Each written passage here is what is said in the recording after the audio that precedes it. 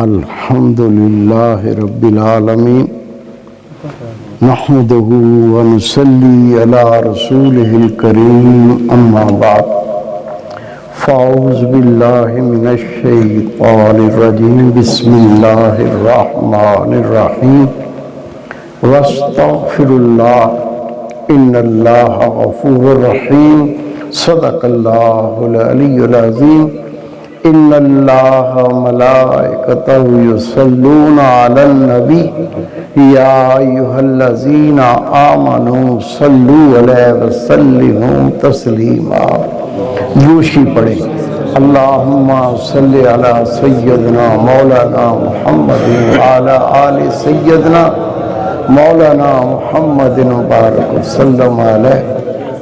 میرے عزیز دوستو، واجب احترام بزرگوں، علماء ذیشان، علماء ذی وقار اور انتہائی پیارے طالب علموں، عاجز ناچیز پر تقصیر گناہگار بندے نے آپ کے سامنے اللہ تعالیٰ کے پاک کلام میں سے ایک آیہ کریمہ پڑھنے کا شرف حاصل کیا۔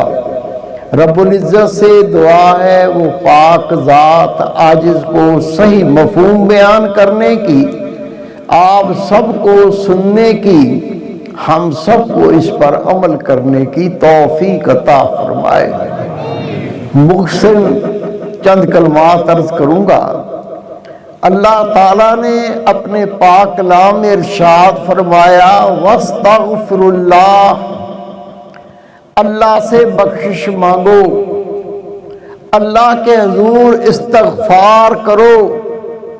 ان اللہ غفور الرحیم، بے شک نہ کرو اللہ مغفرت کرنے والا اور رحم کرنے والا ہے۔ پیران پیر شیخ عبدالقادر جیلانی، محبوب سبحانی، قطب ربانی، غوث سمدانی رحمت اللہ علیہ فرماتے ہیں توبہ کرنا، استغفار کرنا ہر مومن پر واجب ہے۔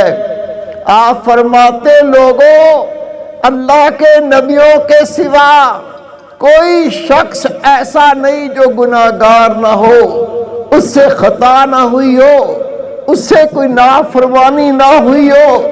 یہی وجہ ہے کہ اللہ کے حضور میں استغفار کرنا، اللہ سے بخشش مانگنا، اپنے گناہ پہ نادم ہونا، اپنے گناہ پہ توبہ کرنا ہر مومن پر واجب ہے۔ یہ کتنا بڑا عمل ہے۔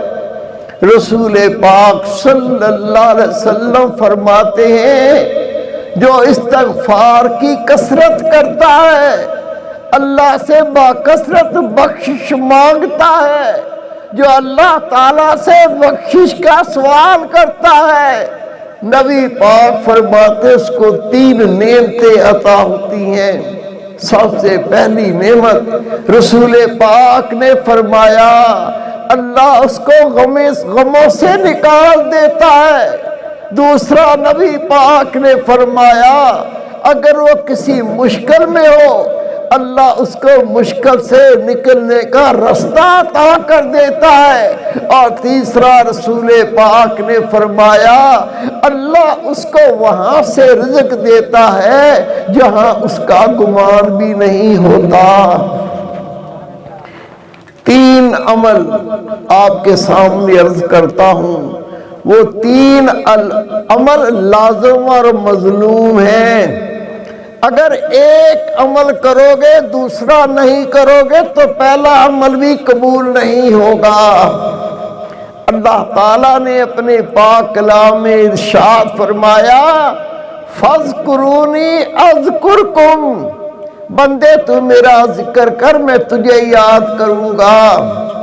یہ کنڈیشنل ہے، یہ شرطیہ کلمات ہیں۔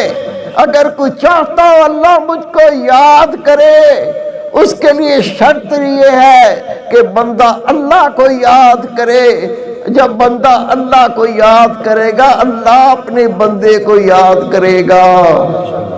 دوسرا رب نے ارشاد فرمایا وَاشْكُرْ لِي وَلِوَالِدَيْكَ، تم اللہ کا بھی شکر ادا کرو، اپنے والدین کا بھی شکر ادا کرو۔ ایک بندہ اللہ کا شکر ادا کرتا ہے، والدین کا شکر ادا نہیں کرتا، اس کا اللہ کا شکر ادا کرنا قبول نہیں۔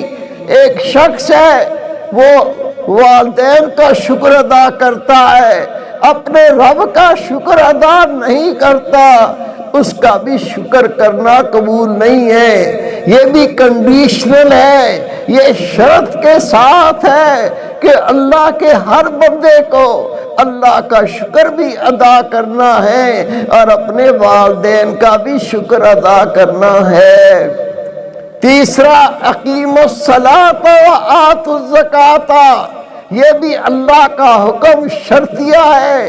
رب کہتا ہے میری نماز کو قائم کرو اور زکوٰۃ کو ادا کرو۔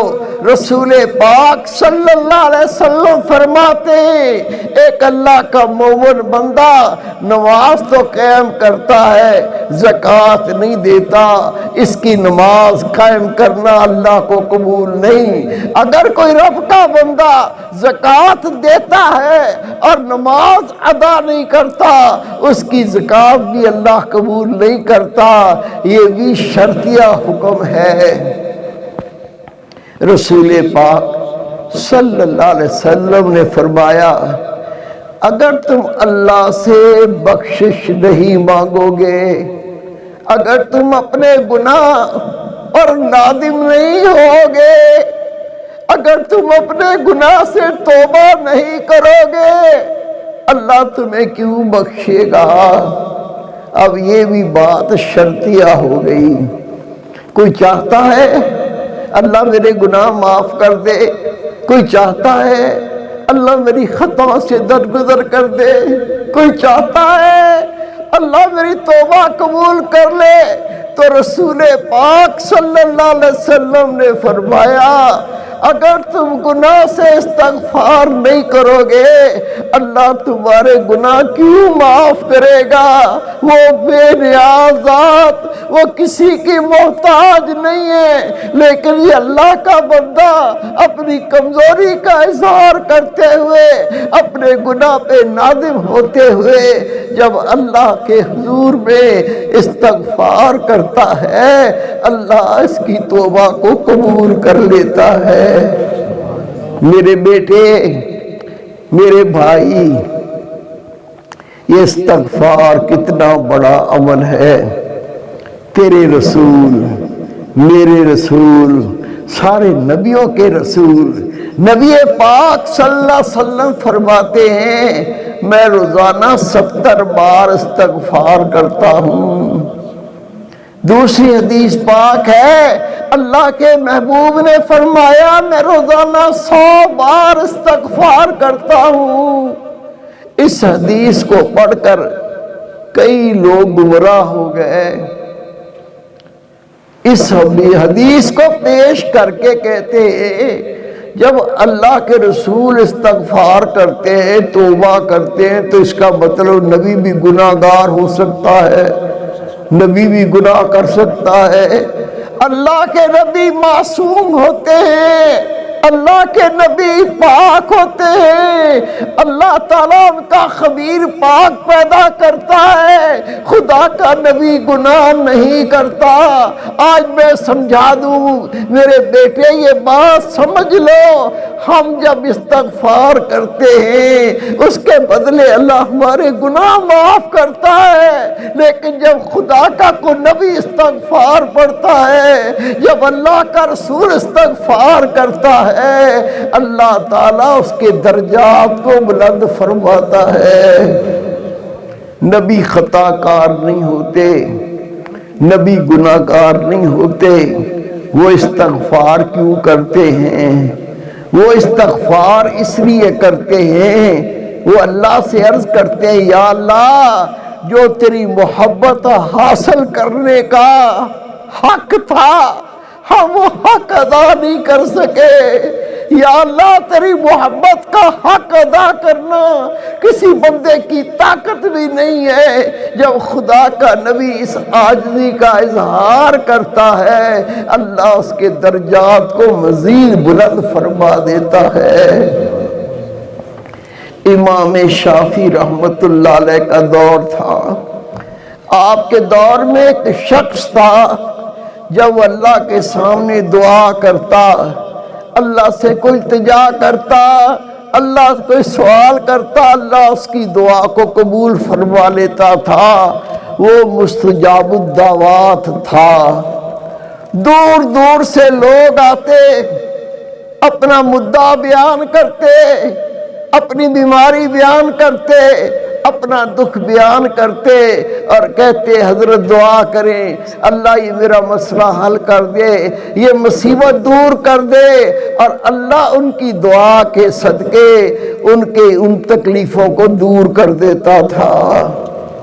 امام شافعی رحمت اللہ علیہ نے سنا، خود اللہ کے ولی ہیں، سفر کر کے اس کے پاس پہنچے، نہیں بتایا میں امام شافعی ہوں، پہنچے، کہا آج رات میں آپ کے پاس قیام کرنا چاہتا ہوں، مہمان بننا چاہتا ہوں۔ انہوں نے کہا مرحبا، خوش آمدید، مہمان تو اللہ کا ہوتا ہے، یہ میری سعادت ہے کہ آپ جیسا شخص میرے پاس مہمان بن کے آیا۔ آپ وہاں ٹھہر گئے، فرماتے میرا ارادہ تھا میں دیکھوں اس کے کیا عمل ہے کہ لوگ ان کے پاس آتے ہیں، جو دعا کرتا ہے اللہ اس کی دعا کو رد نہیں کرتا، اس کی دعا کو قبول فرماتا ہے۔ فرماتے سارا دن میں ان کے ساتھ رہا، رات میں ان کے پاس مقیم تھا، میں نے ان کا کوئی ایسا عمل نہیں دیکھا جو عجیب و غریب ہو یا عوام الناس سے ہٹ کے ہو، میں بڑا حیران ہوا۔ فرماتے میں نے ان سے کہا کہ میں آپ کی شرح سن کے آیا ہوں، آپ مستجاب الدعوات ہیں، آپ رب سے دعا کرتے ہیں، اللہ آپ کی دعا کو رد نہیں کرتا، لوگ آپ کے پاس آتے ہیں، اپنا مدعا بیان کرتے ہیں، آپ ان کے لیے دعا کر دیتے ہیں، اللہ تعالیٰ آپ کی دعا کو قبول کر لیتا ہے۔ کیا آپ مجھے بتائیں گے آپ کا کون سا ایسا عمل ہے جس کے صدقے اللہ تعالیٰ آپ کی ہر دعا کو قبول کرتا ہے؟ کہتے شخص نے مجھے بتایا حضرت آج تک جتنی میں نے اللہ سے دعائیں کی ہیں ایک دعا کے علاوہ میری سب دعائیں اللہ نے قبول فرمائی۔ وہ دعا کیا تھی؟ فرماتے انہوں نے کہا میں اللہ سے دعا مانگتا ہوں اللہ قبول کرتا ہے، لیکن ایک دعا میں نے اللہ سے مانگی ہے، یا اللہ میری موت آنے سے پہلے میری امام شافعی سے ملاقات کرا دے تاکہ میں ان کی زیارت کر سکوں۔ آپ نے بتایا نہیں تھا میں امام شافعی ہوں۔ کہا یا حضرت جو دعا کی اللہ نے ہر دعا کو قبول کیا، ایک دعا کے سوا میں نے اللہ سے دعا کی ہے، یا اللہ میری موت سے پہلے مجھے امام شافعی کی زیارت کرا دے، امام شافعی سے ملاقات کا شرف عطا فرما دے۔ کہا میں نے دیکھا اس کی آنکھوں میں آنسو تھے اور اس نے کہا اس دعا کے علاوہ اللہ نے میری ساری دعائیں قبول کی۔ امام شافعی نے فرمایا آئندہ کسی سے یہ نہ کہنا کہ میری ایک دعا قبول نہیں ہوئی، میں امام شافعی ہوں، میں آپ سے ملاقات کرنے آیا تھا۔ کیا معلوم چلا؟ یہ استغفار، گناہ پہ نادم ہونا، اپنے گناہ سے توبہ کرنا اللہ کو اتنا محبوب ہے، جب یہ اللہ سے توبہ کرنے والا اللہ سے دعا کرتا ہے، رب اس کی دعا کو مستجاب فرما لیتا ہے۔ میں اپنے بچوں سے، اپنے بیٹوں سے یہ عرض کروں گا کہ شروع میں یہ درخواست کر چکا ہوں کہ پیران پیر شیخ عبد القادر جیلانی، محمود سبحانی، قطب ربانی، غوث سمدانی رحمت اللہ علیہ فرماتے ہیں ہر مومن پر استغفار کرنا واجب ہے۔ واجب وہ عمل ہوتا ہے، اگر نہیں کیا تو یہ گناہ کبیرہ ہے، اس کو ادا کرنا ہر مومن پر واجب ہے۔ اپنے گناہ پہ نادم ہو، اپنے گناہ پہ شرمسار ہو، اپنے گناہوں سے اللہ کے حضور میں توبہ کرے۔ یہ استغفار کس طرح کرنا ہے؟ زبان سے استغفار پڑھتا رہے، جو کرنا ہے وہ بھی کرتا رہے۔ کیا اس طرح استغفار ہوگا؟ آج اس بات کو سمجھ لیں، اللہ سے مغفرت کس طرح مانگنی ہے، اللہ سے بخشش کا سوال کس طرح سے کرنا ہے۔ سب سے پہلے دل میں اپنے گناہ پر نادم ہو، شرمسار ہو، مجھ سے یہ خطا ہو گئی، مجھ سے یہ گناہ ہو گیا، اس کے قلم میں اس کی ندامت ہونی چاہیے، اس گناہ کی شرمساری ہونی چاہیے۔ اور دوسرا، اپنی زبان سے استغفار پڑھو، استغفر اللہ، یا اللہ میں تجھ سے بخشش کا سوال کرتا ہوں، یا اللہ میں تجھ سے مغفرت کا سوال کرتا ہوں۔ اور تیسرا، امام غزالی رحمت اللہ علیہ فرماتے ہیں تو دل میں نادم ہو گیا، دل میں شرمسار ہو گیا، تیری زبان اللہ سے استغفار کر رہی ہے، اور تیسرا اپنے تمام اعضاء کو، تیری آنکھ، تیرا ہاتھ، تیری زبان، تیرے پیر، یہ تمام اعضاء کو اللہ کی نافرمانی سے روک دے۔ جب تو اس طرح کرے گا تیری استغفار کامل ہو جائے گی۔ اگر اس پہ غور کریں گے تو پتہ چلا یہ زبان سے پڑھنے کے ساتھ ساتھ اس توبہ استغفار کا مکمل تعلق دل کے ساتھ ہے۔ بندہ گناہ پہ نادم نہ ہو، بندے کو دل میں شرم نہ آئے، اگر یہ اس کے اعضاء گناہ کرتے رہیں، یہ اس کا استغفار کرنا مذاق کے سوا کچھ نہیں ہے۔ علامہ اقبال رحمت اللہ علیہ فرماتے ہیں دل گلستان تھا تو ہر شے سے ٹپکتی تھی بہار، دل گلستان تھا تو ہر شے سے ٹپکتی تھی بہار، دل بیاباں ہو گیا، عالم بیاباں ہو گیا۔ یہ دل آباد ہوگا تو کام بنے گا، دل پاک ہوگا تو کام بنے گا، دل میں حیا آئے گی تو کام بنے گا، دل میں اللہ کا خوف آئے گا تو کام بنے گا، نہیں تو لفاظیاں کچھ نہیں بگاڑتی۔ اس دل کا سنوارنا بنیادی چیز ہے۔ دل تمام اعضاء کا بادشاہ ہے، دل تمام اعضاء کا سربراہ ہے۔ جب کسی ملک کا بادشاہ بگڑ جائے ساری رعیت گندی ہو جاتی ہے، اگر بادشاہ سنور جائے وہ اپنی رعیت کو خود ٹھیک کر لیتا ہے۔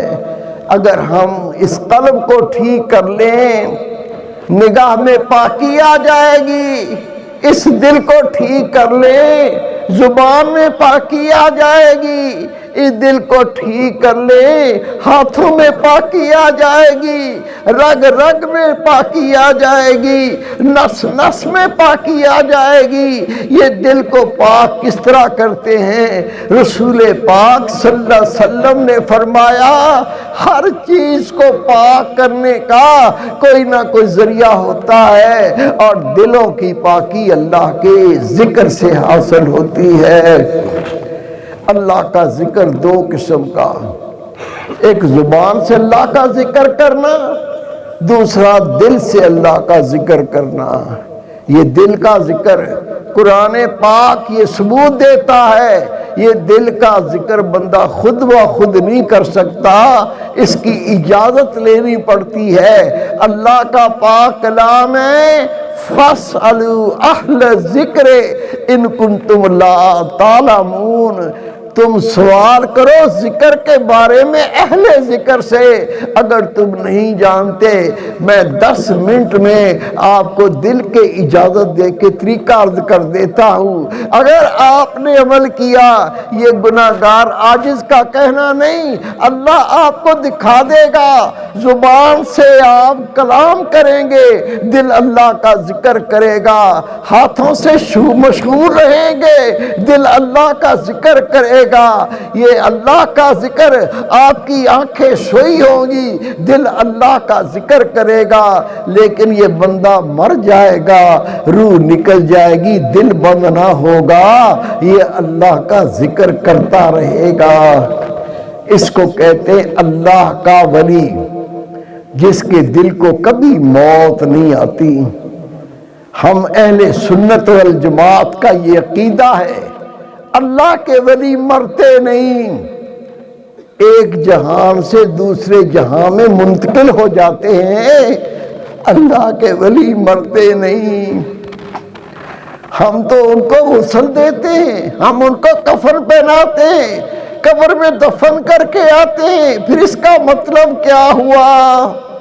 اس کا مطلب یہ ہے اللہ ان کے دلوں کو زندہ فرما دیتا ہے، جن کو کبھی موت نہیں آتی، وہ ابدی زندگی پانے والے ہوتے ہیں۔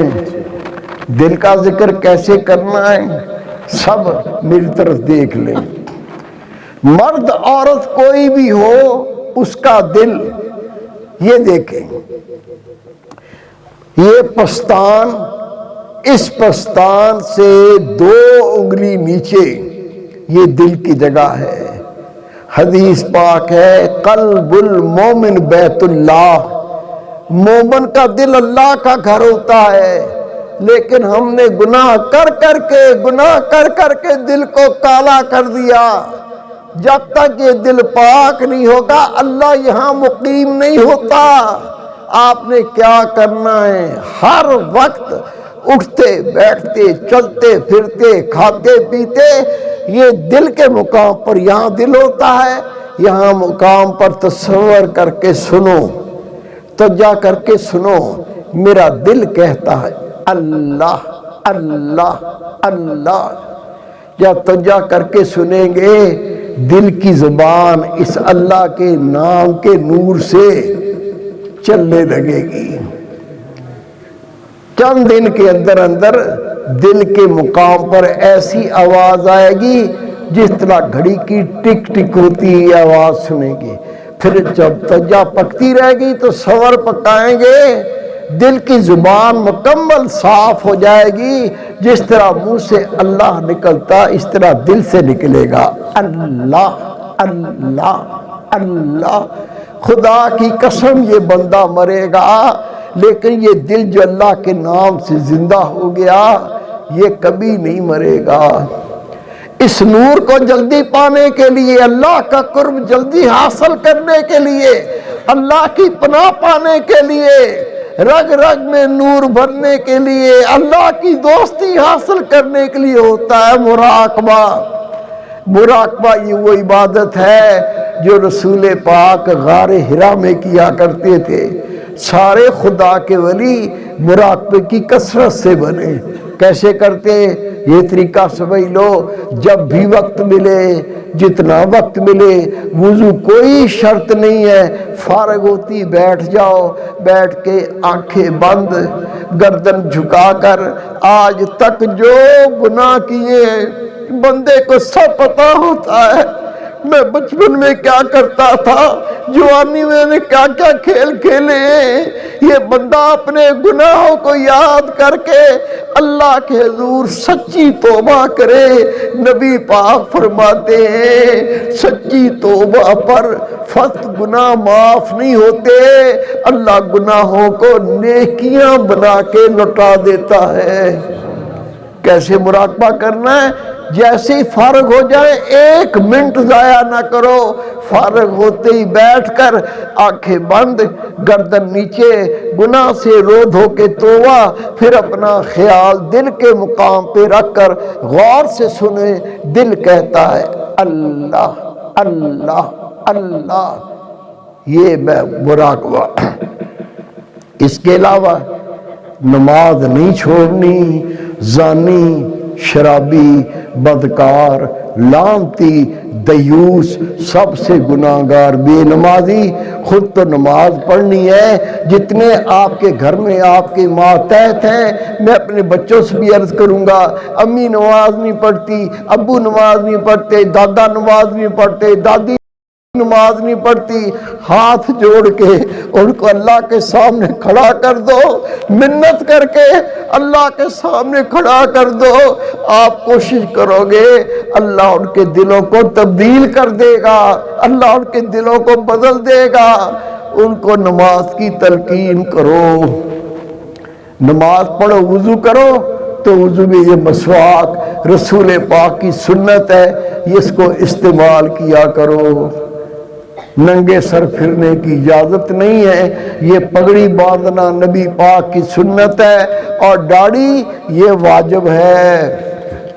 کسی مسلک کے عالم سے پوچھ لو، داڑھی رکھنا واجب ہے، اور واجب کو ترک کرنا گناہ کبیرہ ہے، اور گناہ کبیرہ کرنے والا توبہ کیے بغیر مر جائے وہ اللہ کے عذاب سے نہیں بچے گا۔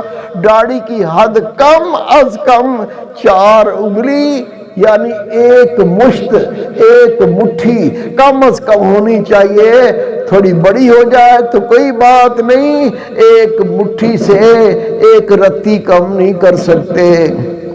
فکر نہ کرو، یہ ذکر کر لو، نور و نور ہو جاؤ گے، ظاہر باطن منور ہو جائے گا۔ کیا کرنا ہے؟ ہر وقت اٹھتے بیٹھتے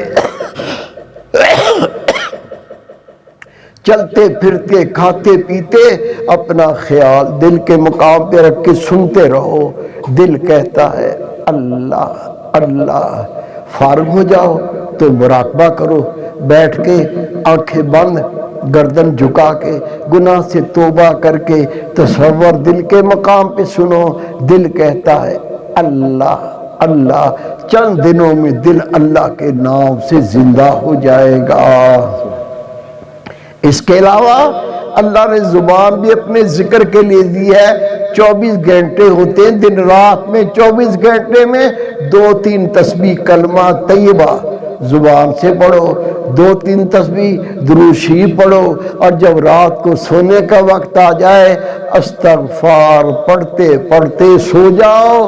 رسول پاک فرماتے ہیں جب صبح اٹھو گے اللہ تمہارے سارے گناہ معاف کر دے گا، تمہارے سر پر کوئی گناہ نہیں بچے گا۔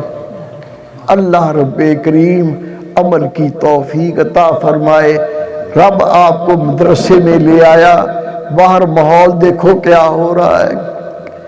میں علماء کرام کے سامنے ان کا شکریہ ادا کرتا ہوں، میں بچوں سے بھی کہتا ہوں اپنے استادوں کا شکریہ ادا کرو۔ اللہ کی قسم یہ بہت بڑا احسان ہے۔ باہر بچے تو گالیاں دیتے پھر رہے ہیں، بچے تو ڈانس کرتے پھر رہے ہیں، بچے تو ماں باپ کو گالیاں دیتے پھر رہے ہیں، اللہ تم کو گھیر کے ایسے مقام پہ لے آیا جہاں بیٹھ کے آپ قرآن و حدیث پڑھ رہے ہیں، اور کل وہ اللہ وقت لائے گا جب دوسروں کو قرآن و حدیث سنا رہے ہوگے۔ اپنے دل میں یہ مقصد بنا لو، آپ کیوں پڑھ رہے ہو؟ آپ اس لیے نہیں پڑھ رہے میں مناظرہ کر کے جیت جاؤں گا تو کتنی شہرت ہوگی، اس لیے نہیں پڑھ رہے پڑھ کے بڑا کہیں میں خطیب لگ جاؤں گا تنخواہ ملے گی، نہیں، یہ بھی مقصد نہیں، اور یہ مقصد نہیں ہے میری پورے صوبے میں شہرت ہو جائے گی، بڑی اچھی تقریر کرتا ہے، پڑھنے کا یہ مقصد بھی نہیں ہے۔ آپ دل میں یہ نیت کر لو، یا اللہ میں قرآن و حدیث اس لیے پڑھ رہا ہوں کہ دین اسلام کو زندہ کرنے کے لیے میں یہ خدمت انجام دے سکوں۔ انشاءاللہ تعالی اگر یہ نیت کر کے قرآن و حدیث پڑھا، پھر اللہ کا یہ قرآن آگے سنایا، اللہ کے نام کی یہ تبلیغ کی، تو خدا کی قسم تیری شان یہ ہے تو نبیوں کا نائب بن کے دنیا سے لوٹے گا۔ وما توفیق الا باللہ۔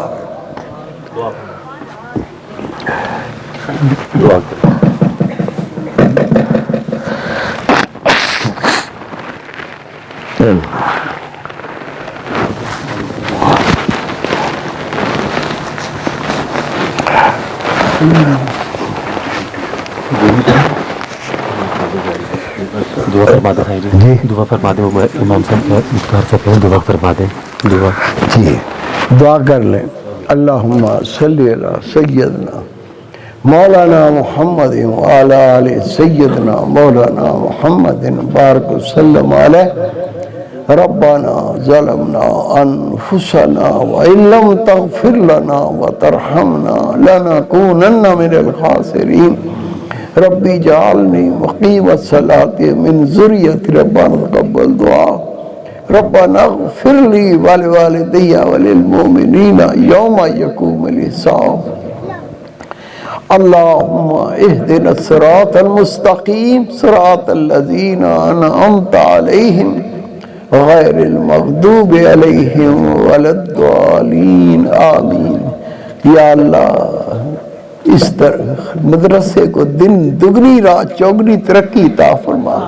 یا اللہ یہاں سے ایسے علماء کرام بنا کے اپنے تیرے دین کی خدمت کر سکے، تیرے نام کو بلند کر سکے، قرآن و حدیث لوگوں کو سنا سکے، عمل کریں اور عمل کرانے کے لیے لوگوں کو تیری طرف بلائیں۔